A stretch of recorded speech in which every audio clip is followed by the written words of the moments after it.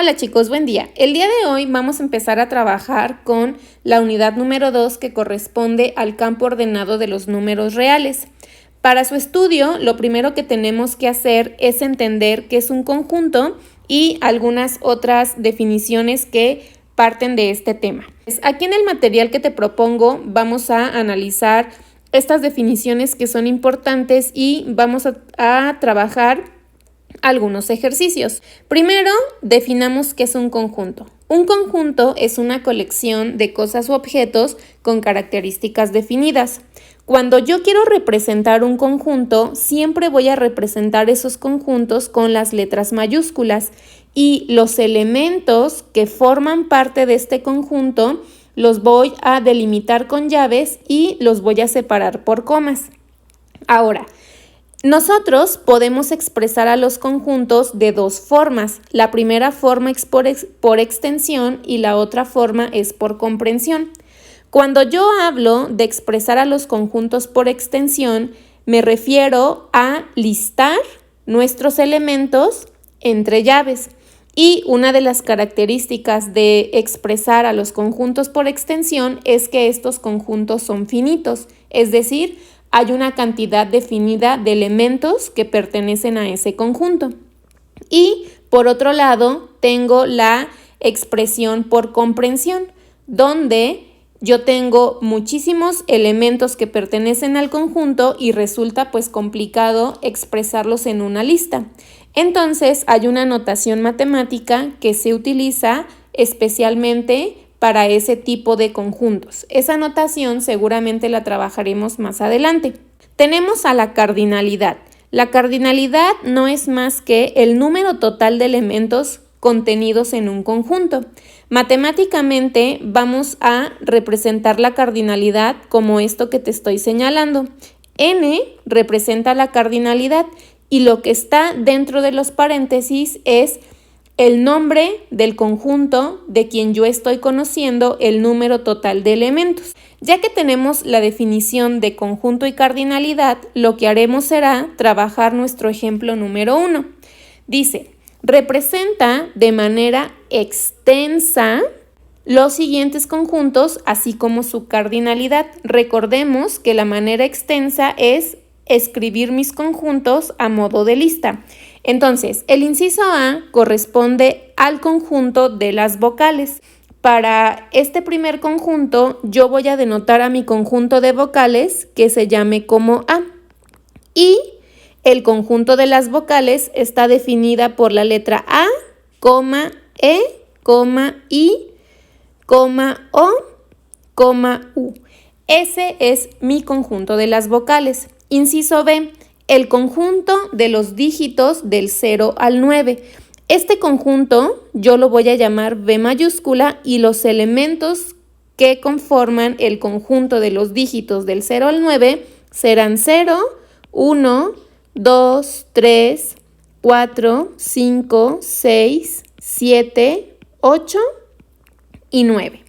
Observa que cada uno de los elementos los estoy separando mediante comas. Inciso C. El conjunto de números impares comprendidos entre 12 y 20. Este tercer conjunto yo lo voy a nombrar como C. Y los números impares que están entre 12 y 20, pues ¿quiénes van a ser?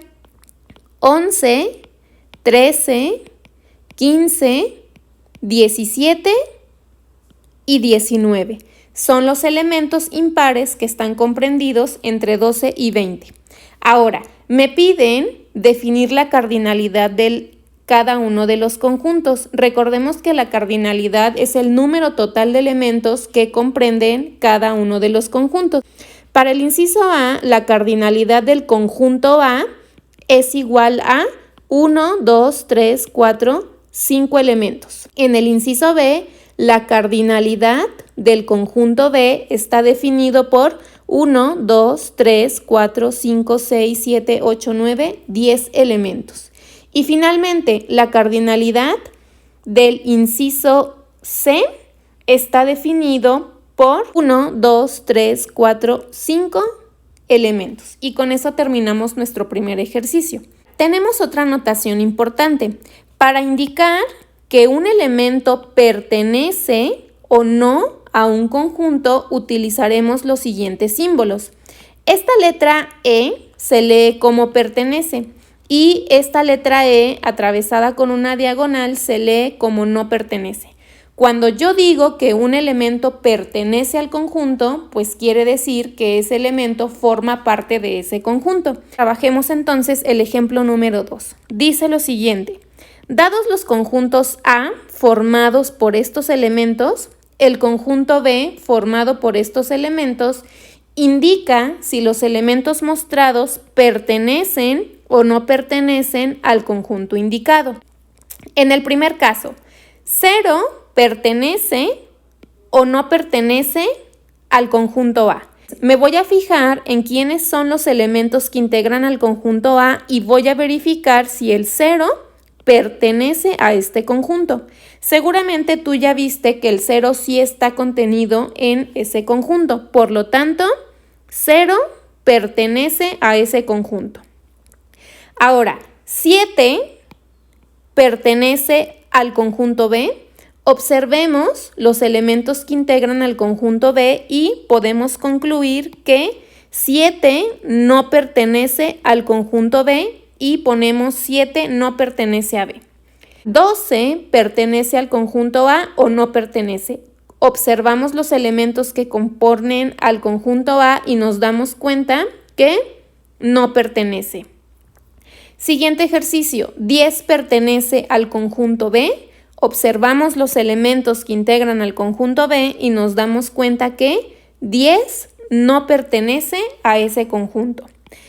13 pertenece o no pertenece al conjunto A.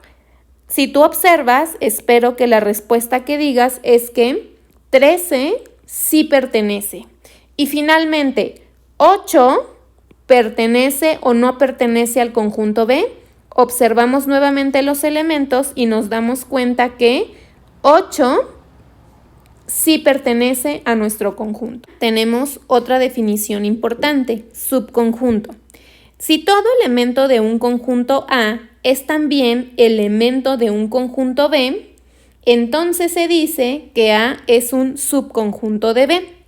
El símbolo para que yo pueda denotar si un conjunto es subconjunto de otro es esta como C que tenemos por acá. Si yo tengo que el conjunto A no es un subconjunto de B, entonces utilizaremos este símbolo, la misma C atravesada con una diagonal.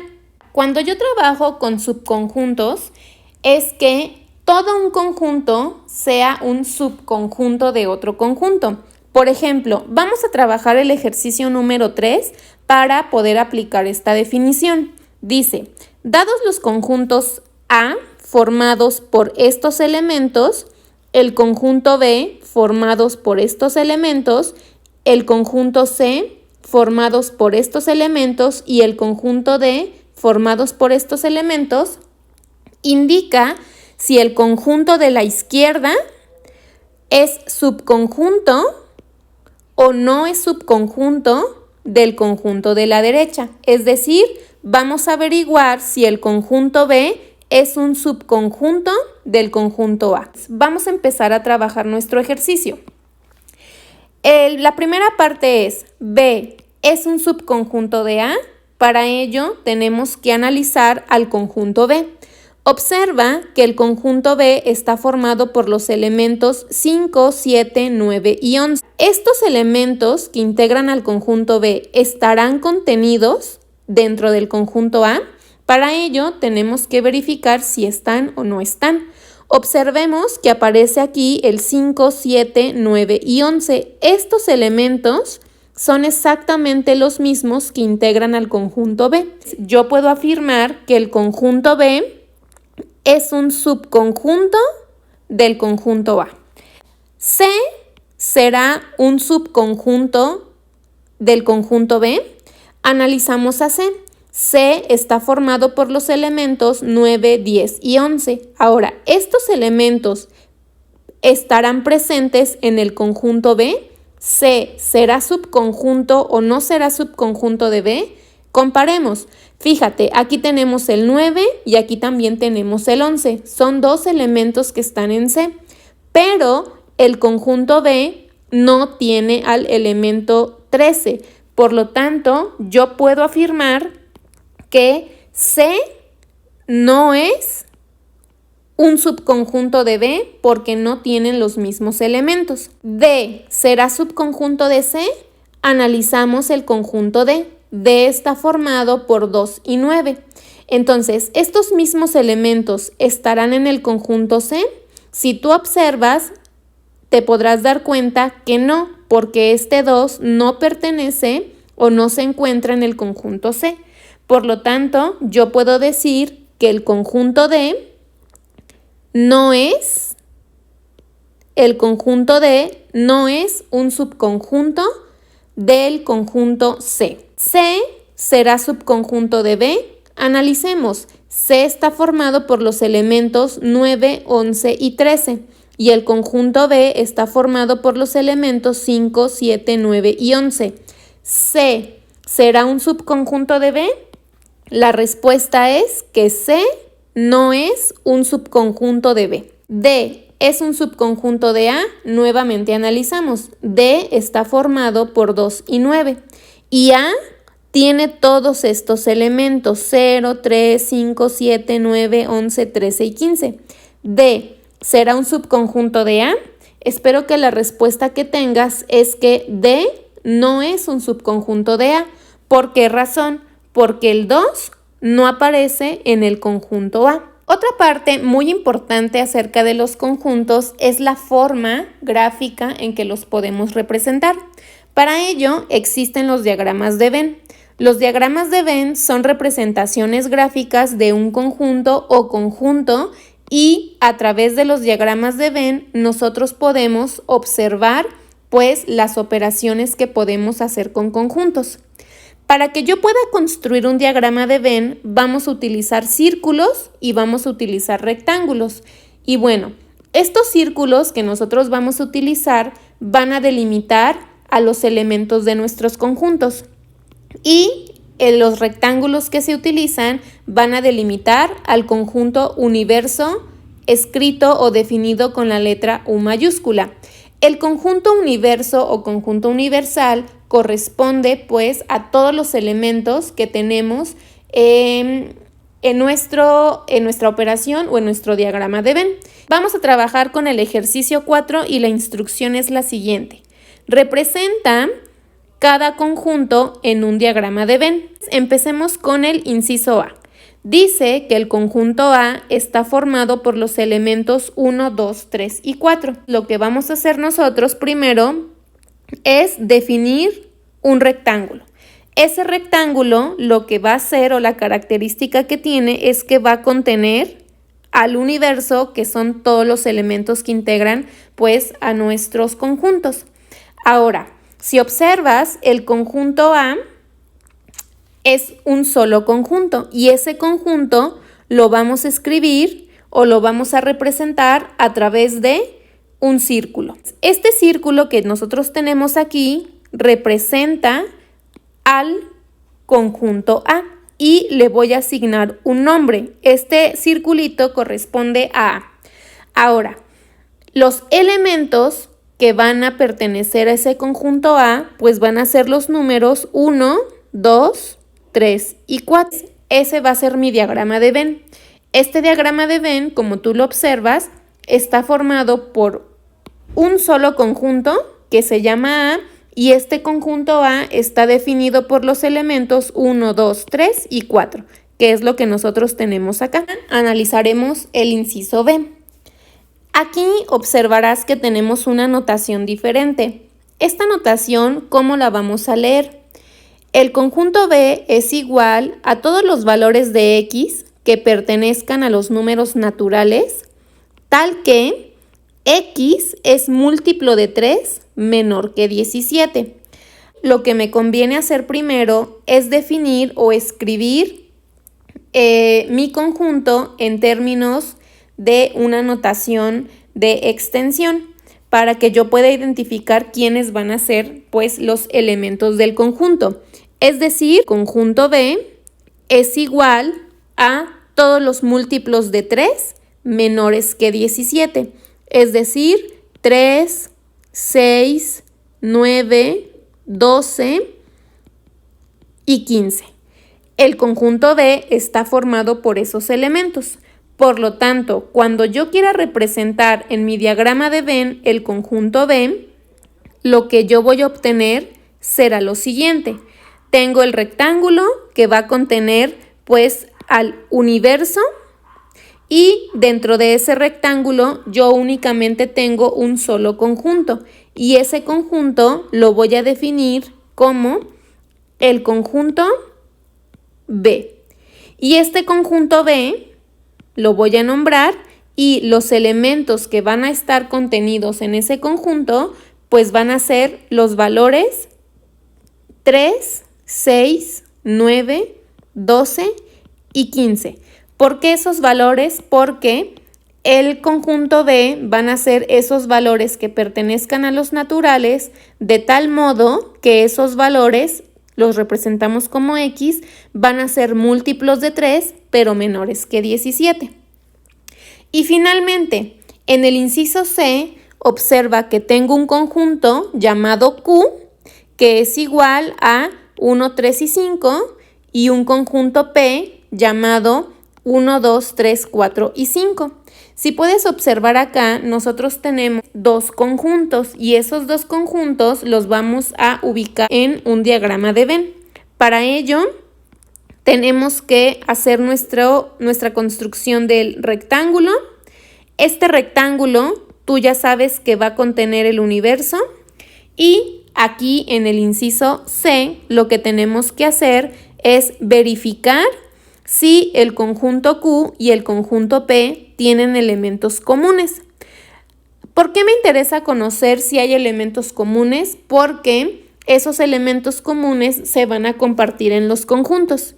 Entonces, el conjunto Q está formado por 1, 3 y 5 y el conjunto P está formado por 1, 2, 3, 4 y 5. Si tú observas nuestros conjuntos, te podrás dar cuenta que tengo el 1 en ambos conjuntos, tengo al 3 en ambos conjuntos y tengo al 5 en ambos conjuntos. Entonces, estos elementos son comunes en ambos conjuntos. Por lo tanto, cuando yo tenga que escribir los círculos del diagrama de Venn, lo haré del siguiente modo. Este conjunto en color verde lo voy a definir como el conjunto Q y tengo que dibujar otro conjunto. Este otro conjunto, que aquí lo estoy dibujando, lo voy a llamar como conjunto P. Ahora, algo particular acá es que estos dos conjuntos están compartiendo elementos comunes y esos elementos comunes los vamos a poner justo aquí. Y esos elementos comunes, ¿quiénes son? Pues son el elemento 1, el elemento 3 y el elemento 5. Aquí te puedes dar cuenta que el conjunto Q está formado por los elementos 1, 3 y 5. Ahora, el conjunto P está formado por los elementos 1, 2, 3, 4 y 5.